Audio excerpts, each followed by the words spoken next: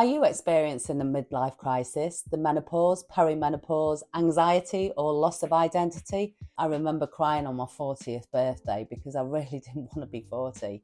I started to gain weight and I felt pretty crap about myself. I felt unloved and moody, and I felt no one cared for me anymore, and consequently my marriage broke down. In this video, I'm going to explain why midlife can feel so unsettling and how to recognise the signs and what's really happening in your body and mind, so you can stop blaming yourself and start understanding what actually is going on.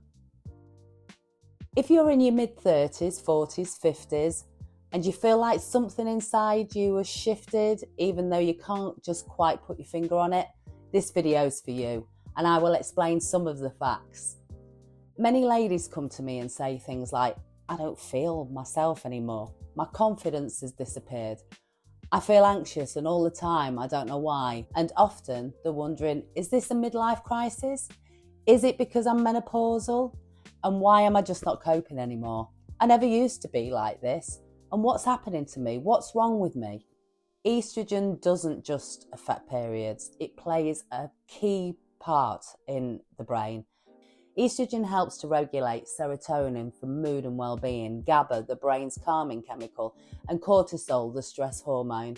When estrogen fluctuates or drops, the nervous system can become more sensitive. And this is why many women experience anxiety for the first time, panic attacks, racing thoughts. Your brain is receiving fewer calming signals, and so it becomes more alert to threat. And that's not you failing, and it's certainly not your fault. It's just your nervous system just doing its job a little bit too loudly. Things just didn't seem to light up the same for me anymore, and I became a single mum who constantly worried about money and survival. I sold my home and moved with two of my three children 300 miles away to be near my parents, who became their full-time carer until they sadly passed away. And I encountered things like high anxiety, panic attacks, emptiness, depression, loss of purpose and grief. I remember thinking, how did I get here? What's wrong with me? Alongside the hormonal change, identity shifts are happening. Many women in their midlife spent decades being mothers, partners, carers, supporters, career-driven, and then suddenly children leave home. Relationships change or end and parents need care. Or sadly, they may even pass away. Psychologically, this can lead to the role of loss, something well recognised in counselling. Even when these changes are expected, they can still cause grief. This is known as ambiguous loss, a loss that isn't always visible to others or acknowledged, but is still deeply felt. You may grieve the version of you who felt confident, the role that once defined you, the life that you thought would continue forever, and you was happy with. Grief often shows up as anxiety, low mood, irritability, and emptiness. So why does everything hit all at once? This is why midlife can feel really overwhelming. And you're not dealing just with one thing, you're dealing with several transitions all at the same time. Some of these can be hormonal changes, nervous system sensitivity, identity shifts, relationship changes, loss and grief. Psychologist Bruce McEwen's work on allostatic load explains how chronic stress accumulates over time. Midlife is often when the body says, I can't carry all this all at the same time anymore. What helped me wasn't forcing myself to be stronger. It was actually learning to understand my nervous system and my mindset, and my grief, and being supported by others without judgment. That journey led me to educate myself, pursue personal development, and engage in mental health work, which eventually led me to my BA Honours in counselling. You may be in a midlife transition.